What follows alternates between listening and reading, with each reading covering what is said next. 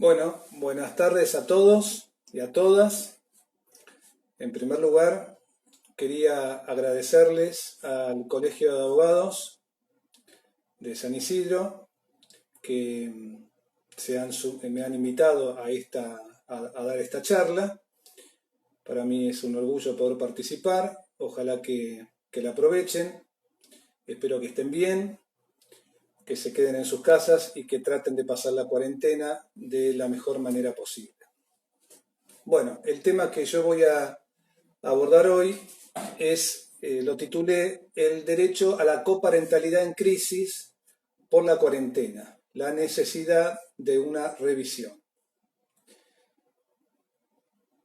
Mientras se van sumando, les recuerdo que unos días atrás, antes quiero explicarles por qué elegí este tema.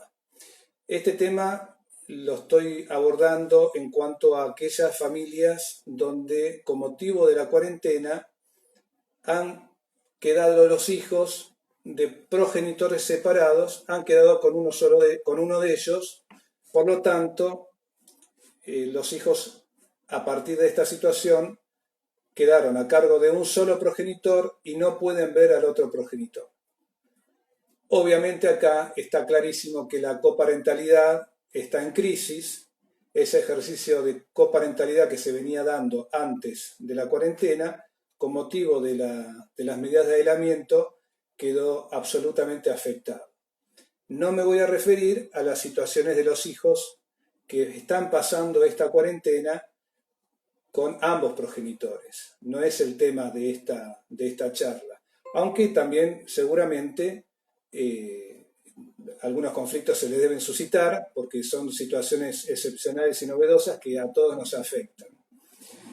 Bueno, ahora sí, entonces cuento que unos días atrás, en ocasión de comentar los alcances de la resolución 132, en virtud del cual quedaban suspendidos todos los regímenes de comunicación vigentes, afirmaba que el derecho de todo niño a mantener trato personal y comunicación fluida con ambos progenitores podía ser afectado o restringido ante una situación excepcional como era el estado de pandemia por el coronavirus que estaba y sigue amenazando a toda la humanidad. Y que en ese contexto era admisible y razonable evitar los traslados para disminuir el riesgo del contagio. Vamos a repasar brevemente la normativa, ya que el doctor Pedro Dilela profundizó sobre ello el lunes pasado, no el anterior. En primer lugar, yo quería destacar como nota saliente de la resolución 132 que acabo de mencionar, que es anacrónica, y voy a explicar por qué. En sus considerandos dice, entre aquellas excepciones se encuentran las personas que deben asistir a otras con discapacidad, familiares que necesiten asistencia, a personas mayores, a niños, a niñas y a adolescentes. Y en virtud de la situación de excepcionalidad y respecto de sus progenitores, se trataría de un supuesto de cuidado personal unilateral. Es decir, que arranca desde el inicio esta resolución con una suerte de pecado original, porque está regulando la situación de los hijos menores de edad de padres separados en todos los casos, como si estuvieran regidos por un sistema de cuidado personal exclusivo, cuando la realidad indica otra cosa, que en la mayoría de los casos el sistema dominante es el de cuidado personal compartido bajo la modalidad indistinta. Recordemos que en materia de cuidado personal hay tres variantes: cuidado personal unilateral o exclusivo, que el que acabo de mencionar, que la norma aparece regulando la casuística como si todos fueran regidos por ese sistema. Después el cuidado personal compartido, que advierte a su vez dos alternativas, o dos variantes. El cuidado personal alternado y el cuidado personal bajo la modalidad indistinta, que como yo creo que es el que más se da en la realidad. Es aquel donde hay dos progenitores que están a cargo del cuidado, pero hay una residencia principal. Bien, una digresión. les voy a pedir que si hacen preguntas, las vayan haciendo al final, así tengo oportunidad de contestar. Partiendo de este grave error de diagnóstico que acabo de mencionar de la realidad, esta resolución solo contempla 3 supuestos de excepción. Dichos supuestos son: cuando al momento de entrar en vigencia la medida de aislamiento social preventivo y obligatorio, el niño o niña adolescente se encontrase en un domicilio distinto al de su centro de vida o al más adecuado al interés superior del niño o niña adolescente para cumplir el aislamiento social mencionado. Este traslado debe ser realizado por única vez. Obviamente este supuesto ya quedó perimido porque estaba previsto para hacerse al principio para que los niños puedan pasar la cuarentena en su domicilio principal, y eso lógicamente ya debió haber ocurrido hace tiempo. El inciso B, cuando uno de los progenitores por razones laborales que se inscriban en algunos de los incisos del artículo 6 del decreto 297 de asistencia a terceros u otras causas de fuerza mayor deba ausentarse del hogar en el que se encuentra el niño o niña adolescente, pueda trasladarlo al domicilio del otro progenitor familiar o referente afectivo. Y el tercer supuesto, cuando por razones de salud y siempre en beneficio del interés superior del niño, pueda trasladar al hijo al domicilio del otro progenitor. De los términos de la resolución y derivado de este pecado original que yo mencionaba, según la norma, el deber de asistir a los niños, niñas y adolescentes del artículo 6, inciso 5, debería corresponder a un solo progenitor. El otro, solo excepcionalmente en los supuestos contemplados en el inciso B y C. Pero más allá del déficit que vengo apuntando, quedó claro con la resolución 132 que solo se admitía un traslado para lograr que el niño adolescente cumpliera la cuarentena en el domicilio principal o de su centro de vida y de ahí no se moviera. Como consecuencia de ello, todos los regímenes de comunicación que estaban vigentes al momento de la entrada en vigencia de la resolución quedaron suspendidos. Esa suspensión, que sin duda restringe el derecho de todo niño a mantener relaciones personales y contacto fluido con ambos progenitores, parecía razonable teniendo en cuenta el plazo previsto de la cuarentena en aquel entonces, que al principio era el 31 de marzo. Era razonable afirmar que el derecho de los niños, niñas y adolescentes a la preservación de sus relaciones familiares y a mantener este trato personal con ambos progenitores debía ceder frente a la necesidad de fortalecer la prevención y la salud como bien fundamental de la comunidad, a los fines de reducir la circulación del virus y resguardar la salud de la población en general. Por esa misma razón, nadie tampoco se animó en ese entonces a controlar si la norma era constitucional o no. Ahora bien, a la luz de las medidas que fueron siendo adoptadas por el gobierno, el aislamiento obligatorio que vencía el 31 de marzo, primero se prorrogó al 12 de abril, luego al 26 de abril y finalmente, y por ahora, hasta el 10 de mayo, sin contemplar ninguna nueva excepción para el caso de hijos menores de edad de padres separados. ¿Cuál es entonces el escenario actual que se está presentando? Y es el de niños y niñas y adolescentes que permanecen bajo el cuidado exclusivo de un solo progenitor. En adelante les voy a mencionar progenitor conviviente, ¿sí? Y que están con este progenitor conviviente desde hace más de 40 días. La contracara de ello es que los hijos, durante todo ese largo tiempo, están siendo privados del trato o el encuentro personal con el otro progenitor, que a estos fines voy a llamar progenitor no conviviente. En esta situación se encuentran muchos niños y niñas que reclaman explícitamente o silenciosamente estar con el ahora progenitor no conviviente, con quien antes venían teniendo un trato regular, encuentros personales, y que de buenas a primeras quedaron truncados. Este corte abrupto en el modo de relación con uno de sus progenitores importa un cambio sustancial en la vida del hijo, que no alcanza a ser reemplazado por una comunicación a través de vía electrónica o telefónica, y que puede provocarle, y ya está provocando, trastornos en su estado emocional que no pueden seguir siendo ignorados. A ello se le suma que son muchos los progenitores convivientes a quienes acostumbrados a la parentalidad a través de un cuidado compartido entre los dos progenitores, entre los dos padres, se le está volviendo cuesta arriba mantener el cuidado exclusivo durante tantos días, sin ninguna participación directa y activa del otro progenitor, y reclaman la posibilidad de delegar por unos días en el otro progenitor ese cuidado. No es nada sencillo permanecer al cuidado exclusivo de los hijos en una situación tan excepcional de aislamiento como la presente, tan excepcional y tan inédita como la presente, donde hay que quedarse encerrado en el hogar durante 24 horas. Lo digo también por experiencia propia, ¿no? Ello será más o menos grave de acuerdo a las características del hogar. Una cosa es pasar el confinamiento en un hogar que tiene comodidades, que tiene jardín. Otra cosa es si ese confinamiento ocurre en una casilla de un barrio humilde o en una casa de clase media sin patio o con patio pero que no tiene jardín. Y muy distinto es pasar este confinamiento en un barrio cerrado con un amplio jardín y pileta, por ejemplo. En más o menos a todos nos complica y nos trae limitaciones. En esta particular situación de confinamiento, la demanda de los hijos menores es mucho más intensa y requiere más atención que en periodos normales.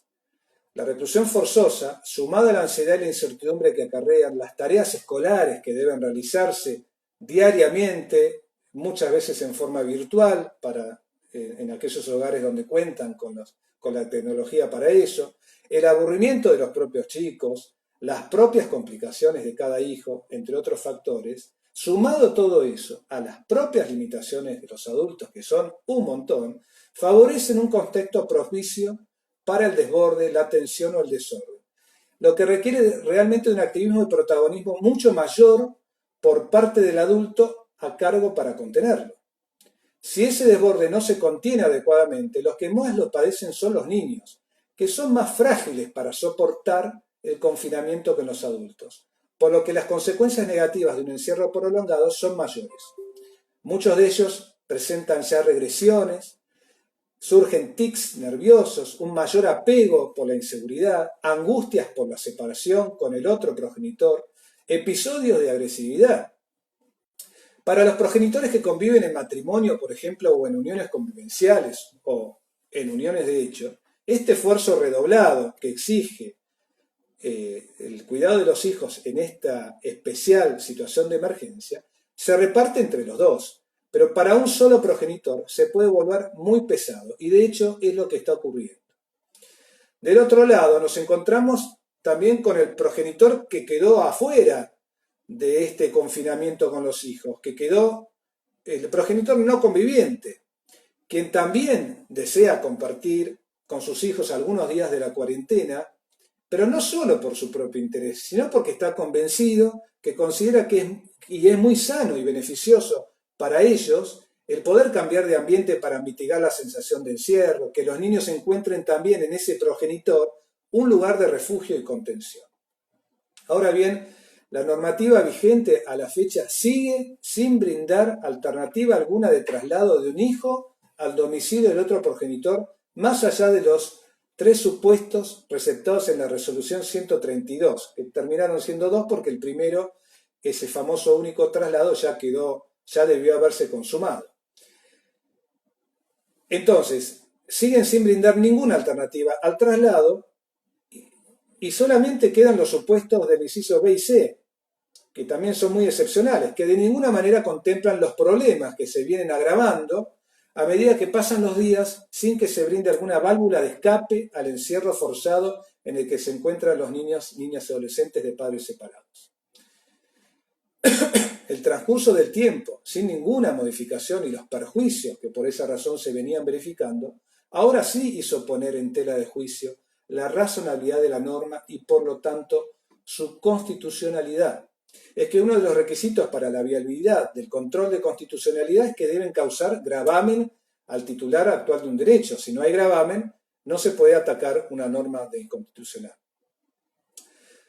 Yendo al tema de constitucional, recordemos que el control de constitucionalidad es la atribución que tienen y el deber en que se hallan los jueces de examinar las leyes en los casos concretos que se traen a su decisión, comparándolas con el texto de la Constitución para averiguar si guardan o no su conformidad con esta, y abstenerse de aplicarlas si las encuentra en oposición con ella.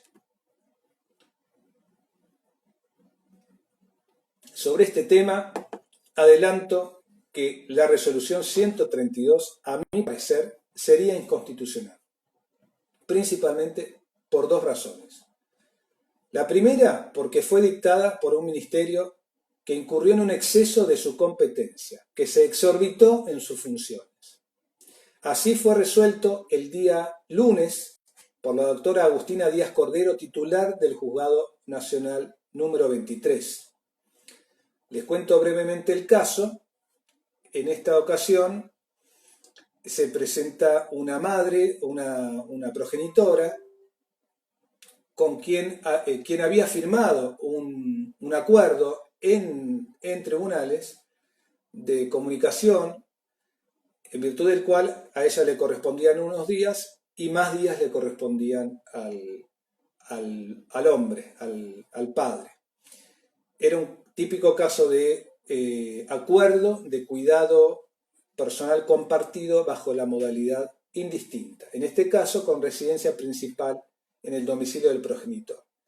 ¿Qué pasó? El 19 de marzo, justo el día antes de que se decretara el decreto 297, que se dictara el decreto 297 y la resolución 132, el progenitor fue al domicilio de ella a retirar al hijo y a partir de entonces se lo quedó en forma permanente y no permitía el cumplimiento del régimen de comunicación que habían acordado.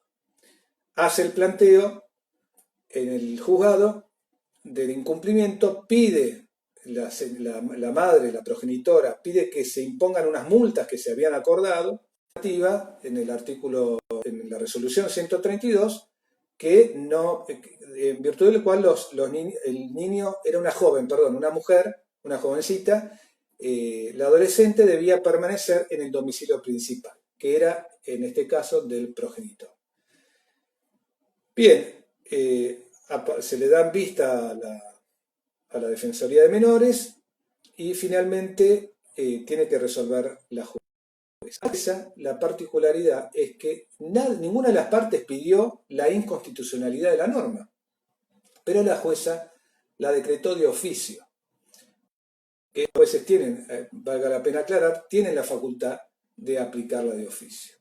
Entendió que la resolución 132 no se limitó a reglamentar el decreto 297, sino que legisló restringiendo los derechos de locomoción de los niños, niñas y adolescentes, desnaturalizando el DNU. La sola lectura de su articulado, dice el fallo, revela que lo allí dispuesto no constituye una mera instrucción interna para la administración, sino que aparece por su contenido y alcance como una clara disposición normativa, pues, en rigor, modifica un aspecto sustancial del régimen consagrado por el DNU ya citado, restringiendo los derechos de los niños, niñas y adolescentes que se encuentran exceptuados en el artículo 6, inciso 5 del decreto señalado. Sigue diciendo el fallo, el ministro carece de facultades y por ende de legitimación para adoptar normas que interpreten o limiten los derechos individuales, modificando los alcances del DNU. Dicha resolución es constitucional, ya que fue dictada sin legitimación para hacerlo y por tanto soslayando los mandatos constitucionales. En consecuencia, termina diciendo el fallo, y dado que la resolución ministerial en examen trasunta el despliegue de una facultad que exorbita las potestades reconocidas al ministerio, pues modifica sustancialmente el DNU dictado por el presidente del Poder Ejecutivo, corresponde declarar la inconstitucionalidad del artículo 2 de la resolución 132 del Ministerio de Desarrollo Social, es decir, declara la inconstitucionalidad del artículo 2 que establece aquellos tres supuestos de excepción que ya habíamos mencionado. Al declarar la inconstitucionalidad la resolución, luego entonces la jueza tuvo que pasar a resolver el conflicto que se le había planteado, donde la mujer, la progenitora, denunciaba el incumplimiento de un acuerdo y el progenitor denunciaba que no incumplía porque se estaba amparando en la normativa de la resolución 132 que impedía un nuevo traslado al domicilio de ella. Entonces, la doctora Díaz Cordero tuvo que interpretar el artículo 6, inciso 5 del DNU al caso concreto, sin contar, por supuesto, con las pautas de la resolución 132 que había declarado inconstitucional. Entonces, recordemos que decía el artículo 6, inciso 5 del decreto, que están exceptuados del aislamiento social preventivo del obligatorio las personas que deban asistir a otras con discapacidad, familiares que necesiten asistencia, a personas mayores y a niños, niñas y adolescentes. Es decir, esta norma está incluyendo expresamente a las personas que deban atender a los niños y adolescentes, que es el tema que ocupaba a la jueza para resolver. Y pasó a decidir si resultaba adecuado hacer lugar a un traslado para que la joven continuara pasando unos días de la cuarentena con la progenitora. Y así la doctora interpretó, la doctora Díaz Cordero, que los desplazamientos debían limitarse al estricto cumplimiento del DNU, interpretado a la luz de los tratados internacionales, la Convención de los Derechos del Niño y de las disposiciones del Código Civil y los principios del derecho de familia, ponderando especialmente el interés superior de la joven. Entonces resolvió que era adecuado que la cuarentena continuara transcurriendo a esta joven unos días al menos con la madre y le estableció 10 días que estuvieran que pudiera estar esta joven con la madre. Creo que a partir del mismo día de la resolución hasta el 7 de mayo. Y autorizó el traslado a tales fines. Bien, por otra parte, además de ser inconstitucional por haber sido dictada en exceso de sus facultades, esta normativa, a mi criterio, también puede ser declarada inconstitucional porque la norma dejó de ser razonable. Para esto tenemos que recordar que el control de constitucionalidad de una norma tiene varias pautas para su aplicación y una de las principales es el principio de razonabilidad, que significa fundamentalmente que las leyes y reglamentaciones deben ser razonables, fijándole condiciones y limitaciones adecuadas al espíritu y a la letra de las normas constitucionales. A su vez, esta pauta de razonabilidad tiene más de una dimensión, y una de ellas es la de la razonabilidad temporal. ¿Qué significa esto? Esta dimensión de la razonabilidad temporal, examina la razonabilidad en función del factor tiempo, que si bien generalmente su transcurso no causa efectos en las relaciones jurídicas, en ocasiones aparece ese transcurso como causa productora de la irrazonabilidad, dado que el decurso del tiempo y la dinámica tan veloz y cambiante de las circunstancias muchas veces vuelve irrazonable la aplicación de la ley que en sus orígenes, respondiendo a demandas puntuales de justicia de la sociedad, establecía restricciones que a época se mostraban como claramente razonables. Traducido a lo que ocurre acá con el tema de la prohibición de circulación.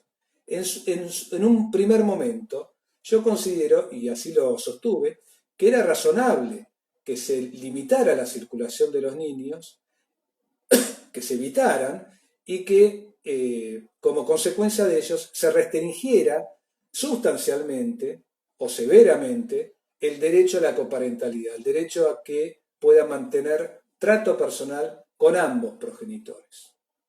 Ahora bien, este confinamiento se fue alargando, primero unos días, después otros días y hasta que estamos llegando a 40 días, este factor transcurso del tiempo torna irrazonable, a mi parecer, esa restricción al derecho a la coparentalidad que al principio era razonable. Por eso, a esta altura del encierro, o del aislamiento obligatorio, considero que el interés superior del niño no aconseja que se siga manteniendo en todos los casos la prohibición del traslado de los niños, niñas y adolescentes del domicilio de un progenitor al domicilio del otro. Fundamento todo esto que acabo de decir, no solo los argumentos que ya expuse vinculados a lo que está ocurriendo en la actualidad y la situación que se está agravando de los niños, sino también en las siguientes razones. En primer lugar, nadie pone en duda la relevancia que tiene para el sano desarrollo y crecimiento de los hijos la presencia en sus vidas de sus dos progenitores. Se trata de un derecho fundamental que ya dijimos que está contemplado en el artículo 9, inciso 3 de la Convención de los Derechos del Niño. Expertos en el tema sostienen que la interacción de los hijos con sus dos progenitores hace a la correcta estructuración del psiquismo del niño, a su autoestima personal, a generarle confianza en el mundo, a prevenirlo contra disfunciones y patologías psíquicas, en suma, a no quedarse desnutridos en el desarrollo de su identidad al perder la mitad de su linaje. Esto lo sostienen los doctores Carlos Díaz Uzandivaras, el doctor Pedro Scovisi y el doctor Mauricio Mirraji en un reciente artículo muy recomendado que se llama algo así como los niños y niñas y adolescentes entrampados en graves conflictos parentales. Por otro lado, el Comité de Derechos Humanos del Niño, con fecha 8 de abril de este año, emitió una declaración mediante el cual advierte sobre el grave efecto físico, emocional y psicológico de la pandemia en los niños y hace un llamado a los estados para proteger los derechos de los niños en la toma de medidas para hacer frente a la amenaza a la salud pública que presenta la pandemia. Si bien allí se reconoce que en situaciones de crisis el derecho internacional de los derechos humanos permite excepcionalmente medidas que puedan restringir el disfrute de ciertos derechos humanos para proteger la salud pública, advierte que tales restricciones, en el caso de los niños, deben imponerse solo cuando sea necesario ser proporcionadas y mantenerse al mínimo absoluto. Además, en una guía práctica de respuestas inclusivas y con enfoque de derechos humanos ante el COVID de las Américas, publicado por la OEA el 7 de abril, en el capítulo 10, titulado Infancia, Educación y Asistencia Social en tiempos del COVID, en la página 85 se recomienda lo siguiente. Considerar dentro de las excepciones en tiempo de cuarentena el traslado de niñas y adolescentes, sus progenitores y cuidadores principales, para garantizar la asistencia de los mismos en situaciones de emergencia. De hecho, eso es lo que se contempló como excepción en el artículo 6, inciso 5 del decreto 297. Pero además dice considerar el traslado de niñas y niñas para garantizar, y de sus progenitores, para garantizar el derecho de los niños a ver a sus padres en el marco de tenencias compartidas, producto de divorcios u otras situaciones familiares.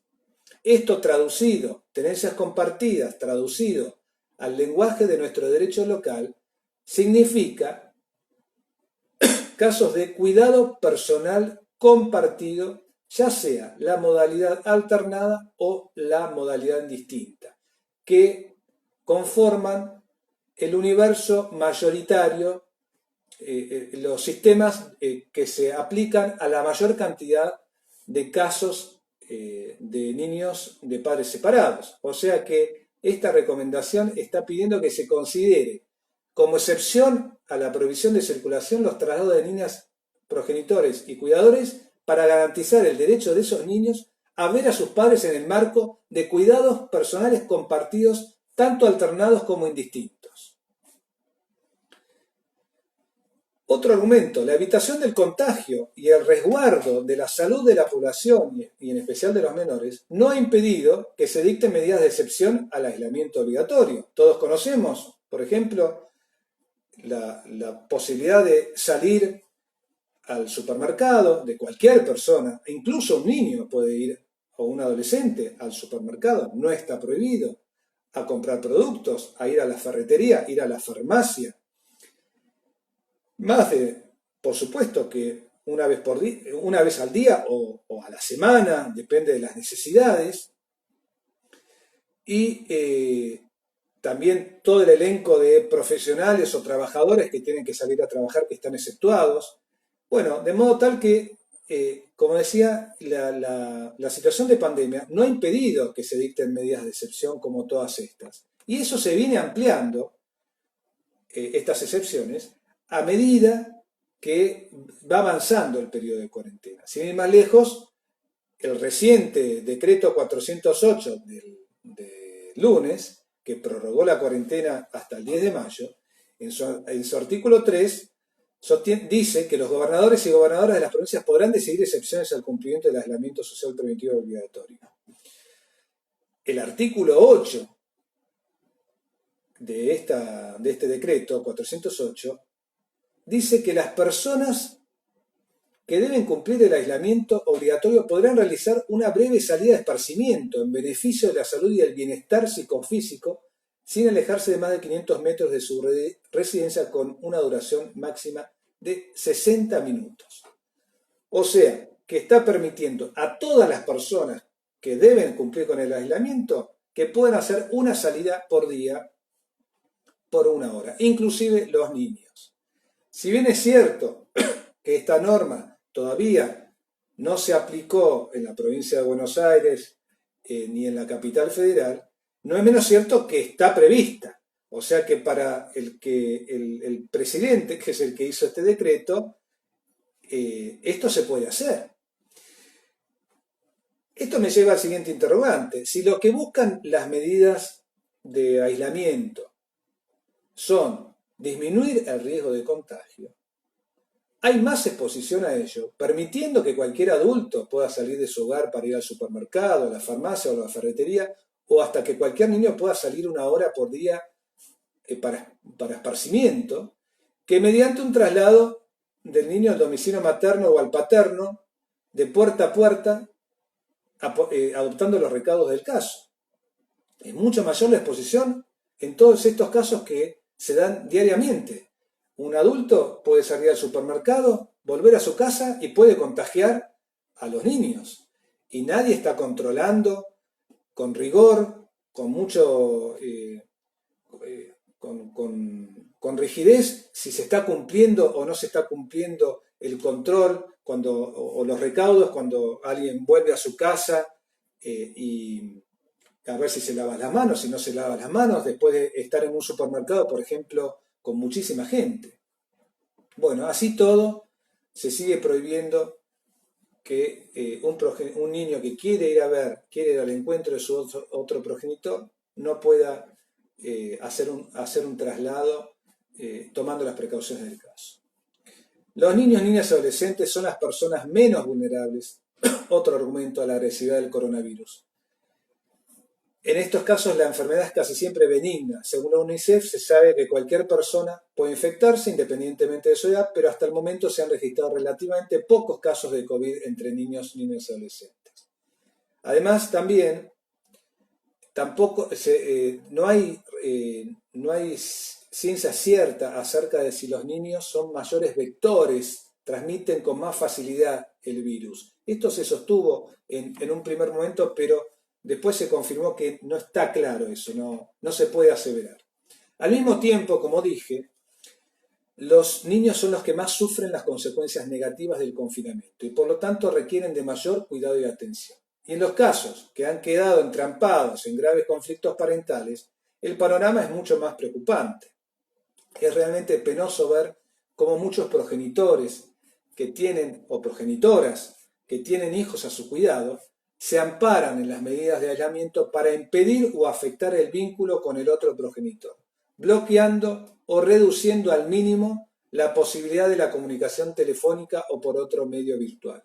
Esto es muy peligroso, porque el niño lo puede percibir como una suerte de alejamiento o abandono, precisamente en medio de una situación de emergencia que genera angustias, temores y reclama mayores atenciones y puede dañar mucho la estabilidad psíquica y emocional. Por otra parte, el riesgo de contagio es inevitable en la medida que cualquier persona, perdón que insista, está eximida del aislamiento para ir al supermercado o a la farmacia, por lo que no se explica la razón en virtud de la cual deba seguir impidiéndose que un menor pueda ser trasladado del domicilio de un progenitor al domicilio del otro, de puerta a puerta, siempre y cuando se garantice que dicha circulación se realice extremando todos los cuidados que se exigen para los que sí están eximidos del aislamiento. Insisto con esto, no tiene a mi criterio ninguna lógica que se permita que cualquier adulto salga al supermercado, a la farmacia, que cualquier persona, por ejemplo, que está en la actividad de mantenimiento, pueda ingresar al hogar, o que cualquier niño pueda salir a la plaza de la esquina en calidad de esparcimiento y no se admita el traslado de un niño al domicilio del otro progenitor, tomando los recaudos del caso. Parece que es esencial que un niño pueda tener esparcimiento, pero no lo es que pueda encontrarse con el otro progenitor. Finalmente veamos qué nos dice la jurisprudencia. La jurisprudencia, bueno, tenemos un caso del juzgado 102 del 23 de abril. En este caso, la situación era una situación que ocurre y que se presenta bastante, que es que en este caso la mujer, la progenitora, estaba de acuerdo en que el otro progenitor estuviera con el hijo unos días, pero estaba muy mal, no confiaba en que después el otro progenitor se lo iba a reintegrar. Tampoco se animaba a acordarlo firmando un acuerdo, porque estaba firmando un acuerdo sobre una cuestión que estaba prohibida, que es admitir un traslado a tales fines. Entonces acudió a la justicia, el juez, haciendo este planteo, pidiendo que el juez autorizara hacer este traslado, que autorizara que esté el hijo una semana con cada uno. Se le dio traslado al otro progenitor, que por supuesto estuvo de acuerdo, aunque tuvo algunas diferencias en la modalidad de los traslados, y el juez termina autorizando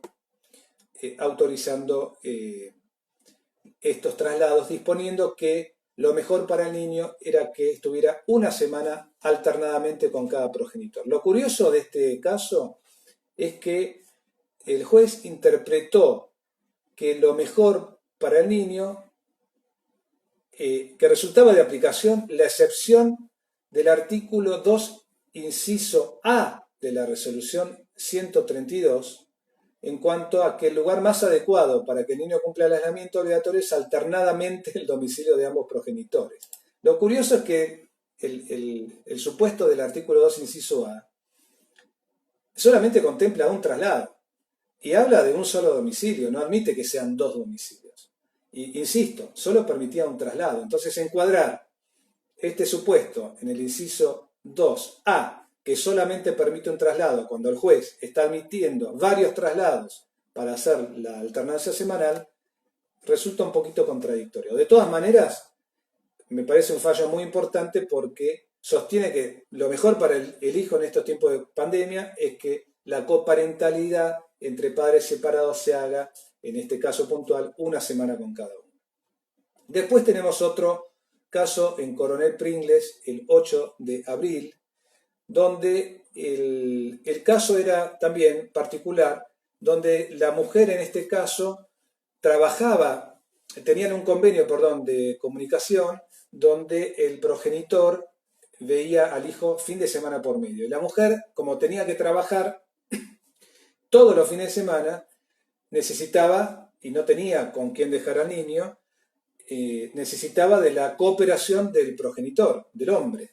Y el hombre no estaba dispuesto a venir todos los fines de semana porque decía que se exponía su salud, se ponía en riesgo la salud de su hijo con el traslado, y el juez, con mucha lógica, hizo lugar a la medida cautelar pedida, estableciendo que el derecho de comunicación, que antes estaba vigente entre el señor y la señora, se encuentra vigente de forma excepcional mientras dura el aislamiento, los días sábados, desde las 15 hasta el domingo, y el lunes al mediodía, siempre y cuando la señora tuviera que concurrir a su trabajo. O sea que tenía que cumplir el hombre, tenía que todos los fines de semana hacerse cargo del hijo.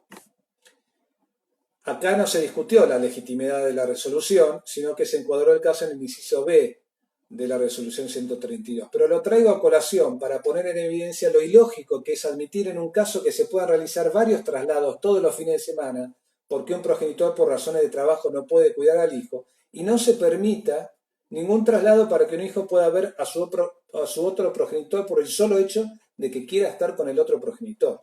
Parecería ser que se le da más valor al trabajo que al vínculo materno o paterno filial. Bueno, para concluir, porque ya van 40 minutos y me van a retar, considero que la resolución 132 en la gran mayoría de los casos es irrazonable y no debería aplicarse. En los casos de progenitores separados que están en buenos términos, la realidad es que no se cumple, ¿sí?, la resolución 132, porque los mismos padres se arreglan para ver cómo se distribuyen el cuidado. El problema es en los casos de los progenitores en conflicto. La aplicación genera graves perjuicios de esta resolución que bien podrían evitarse si se admite un sistema de traslados limitados que no pongan en riesgo la posibilidad de contagio. ¿Es compatible velar por la protección de la salud de la población y del niño y al mismo tiempo garantizar el derecho del niño a la coparentalidad, que es también un derecho esencial? ¿Hay colisión de derechos? Yo creo que son compatibles ambas tutelas, aunque sacrificando un poco el derecho del niño a la coparentalidad, a fin de limitar la circulación.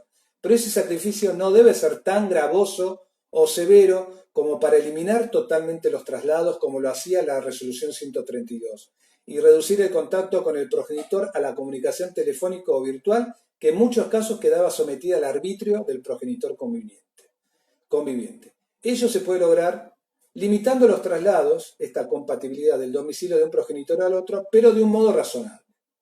Por eso lo que yo propongo es lo siguiente: si existe acuerdo entre ambos progenitores, que se admita el traslado de los hijos al domicilio del otro progenitor, observando las recomendaciones e instrucciones de la autoridad sanitaria con el fin de evitar el contagio. De hecho, esto, como decía, es lo que está ocurriendo cuando hay acuerdo. Y si no existe acuerdo, que sea resuelta la controversia judicialmente a habilitación de feria mediante, teniendo en cuenta la urgencia que se encuentra íncita en la entidad del reclamo y que no admite demora, prescindiendo para resolver de la prohibición del traslado que dispone la resolución 132 en el inciso A.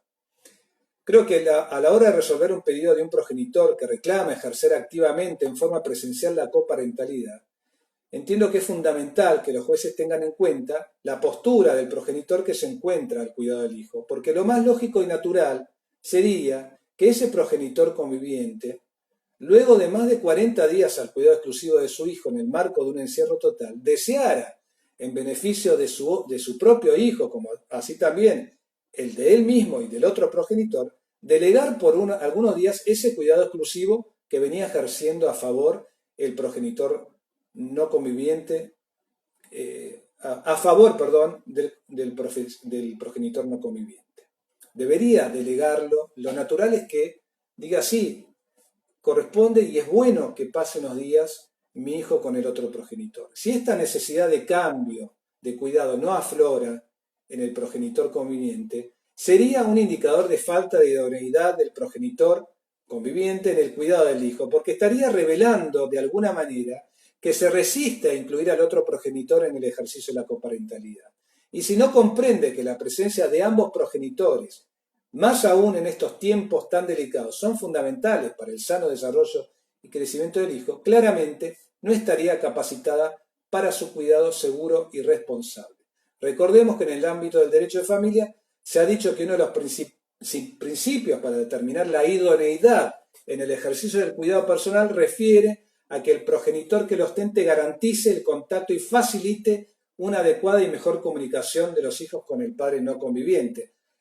A su vez, este es el primer factor que, según nuestro derecho local, debe ponderar el juez a la hora de atribuir el cuidado personal de un hijo en forma unipersonal. Por eso, creo que los jueces no les tiene que temblar el pulso si observan que hay una reticencia del progenitor conviviente frente a un planteo del otro a pasar unos días de cuidado con este progenitor no conviviente, se observan eso y no alega otros motivos de peso para decir que conviene que sigan estando con el progenitor conviviente que los tiene hace 40 días, debería autorizar, ordenar el cambio inmediato.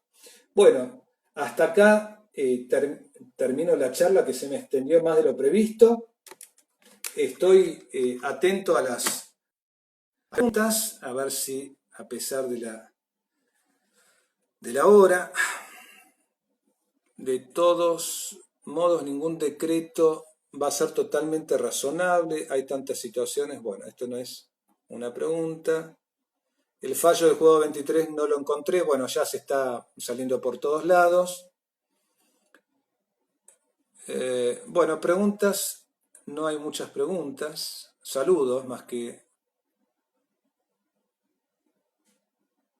Puede dar nombres de los fallos. Bueno, los nombres de los fallos están... los nombres de los fallos están en siglas, así que después los paso o van a estar a disposición. Listado de fallos, lo mismo. ¿Cómo se resuelve cuando viven a 300 kilómetros?